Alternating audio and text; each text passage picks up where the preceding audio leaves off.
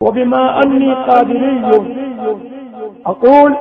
أدرك عبدك جیلانی أدرك عبدك جیلانی۔ تصوف نام ہے دل کی پاکیزگی کا، تصوف نام ہے گناہوں سے دور رہنے کا، تصوف نام ہے دل کے آئینے میں محبت اہل بیت اور محبت صحابہ کے گلدستے کو سجانے کا، بے شک تصوف نام ہے غرور اور تکبر، عصبیت اور حسد اور بغض و کینہ سے اپنے آپ کو پاک رکھنے کا، تصوف نام ہے دنیا کو پیروں کی ٹھوکروں سے اڑانے کا، تصوف نام ہے اللہ رسول سے اپنے تعلق کو مضبوط کر کے دنیا داروں کو حقیر سمجھنے کا، تصوف نام ہے حکمرانوں کے در سے دور رہنے کا، تصوف نام ہے خدا کی بارگاہ میں جبی سائی کرنے کا،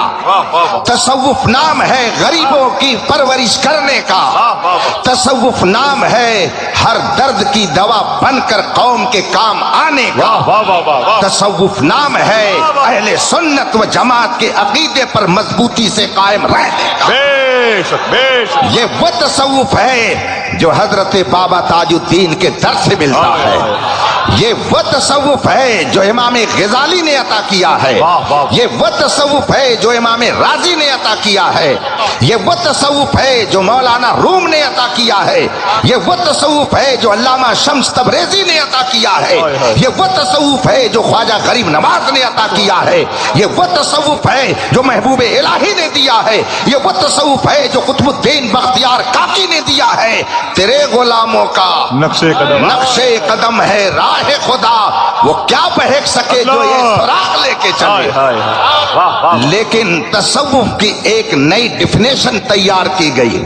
تصوف کا ایک نیا معنی بتایا گیا، کسی کو برا نہ کہا جائے یہی تصوف ہے، کسی کی تکفیر نہ کی جائے اسی کا نام تصوف ہے، کسی کو کچھ نہ کہو اسی کا نام تصوف ہے۔ میں 1400 سال کی تاریخ کے حوالے سے پورے اعتماد کے ساتھ یہ عرض کرنا چاہوں گا، یہ وہ تصوف نہیں ہے جو صوفیاء کرام نے ہمیں عطا کیا ہے، یہ وہ تصوف ہے جو بدعقیدوں کی گود میں جنم لے کر کے اور ان کے ذریعہ پروان چڑھایا جاتا ہے۔ اسی لیے امام احمد رضا نے فرمایا تھا، سونا جنگل رات دھیری چھائی بدلی کالی ہے، سونے والوں جاگتے رہیو چوروں کی وجہ۔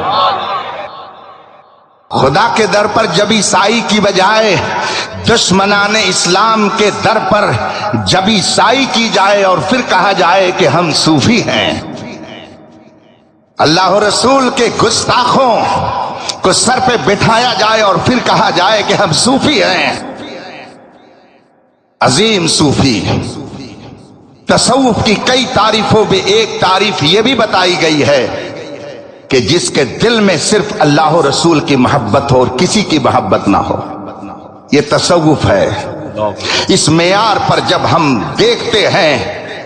تو 1400 سال میں سب سے بڑے صوفی کی حیثیت سے جس ذات کو ہم دیکھ پاتے ہیں وہ سیدنا صدیق اکبر کی ذات ہے۔ جب رسول پاک صلی اللہ علیہ وسلم نے ایک موقع پر ارشاد فرمایا تھا، اسلام کو تمہارے پیسے کی ضرورت ہے، تمہارے تعاون کی ضرورت ہے،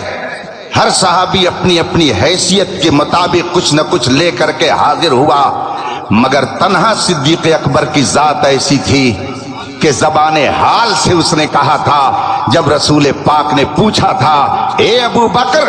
تو نے اپنے گھر میں بھی کچھ چھوڑا ہے کہ نہیں چھوڑا ہے، تو یہ جواب صدیق اکبر کا تھا، صدیق کے لیے ہے خدا کا رسول بس۔ یہ جواب صدیق اکبر کا تھا۔ تصوف کی یہ وہ منزل ہے جو آج کے صوفی بننے والے اس کی گرد راہ تک بھی نہیں پہنچ سکتے ہیں۔ یہ وہ تصوف ہے جو حضرت صدیق اکبر نے ہمیں عطا فرمایا ہے۔ اور آپ نے رسول پاک کے دشمنوں کو صرف یہی نہیں کہ کافر کہا، بلکہ ان کو تہ تیغ کیا اور مار مار کر کے ان کا دماغ صحیح کر دیا، جس نے سب سے پہلے رسول پاک صلی اللہ علیہ وسلم کے قانون کو بدلنے کی کوشش کی اور یہ کہا کہ نبی کے زمانے میں زکوٰۃ فرض تھی، اب زکوٰۃ فرض نہیں ہے، ہم زکوٰۃ نہیں دیں گے۔ صدیق اکبر رضی اللہ تعالیٰ عنہ نے جب یہ سنا تو آپ نے صحابہ سے مشورے کے بعد فرمایا کہ اگر رسول پاک کے زمانے میں کوئی اپنے جانور کی رسی بھی اسلام کے لیے دیتا تھا اور اگر آج نہیں دے گا تو ابو بکر اس سے بھی جہاد کرے گا اور اسے بھی سبق سکھائے گا۔ جن لوگوں نے زکوٰۃ کا انکار کیا، صدیق اکبر نے ان سے جہاد کر کے یہ بتا دیا کہ اسلام کے قانون کی پامالی کرنے والا سب کچھ ہو سکتا ہے مگر مسلمان نہیں ہو سکتا۔ اللہ اکبر اللہ۔ اور لوگ کہتے ہیں کہ صوفی کسی کو کچھ کہتے نہیں ہیں، یہ نظریہ پھیلایا جا رہا ہے۔ آپ حضرات اس نظریے سے اپنی حفاظت کیجئے، فتنوں کا دور ہے۔ بخاری شریف کی حدیث ہے، میرے آقا صلی اللہ علیہ وسلم نے ارشاد فرمایا انی لأری الفتن تقع خلال بیوتکم كوقع المطر۔ صدق رسول اللہ صلی اللہ علیہ وسلم۔ میرے آقا صلی اللہ علیہ وسلم ارشاد فرماتے ہیں انی لأری الفتن، میں دیکھ رہا ہوں کہ فتنے تمہارے گھروں پر ایسے ہی اتر رہے ہیں جیسے کہ بارش کے قطرے اترتے ہیں۔ جس تیزی سے بارش کے قطرات تمہارے گھروں پر اترتے ہیں، اسی طریقے سے فتنے تمہارے گھروں پر اتر رہے ہیں۔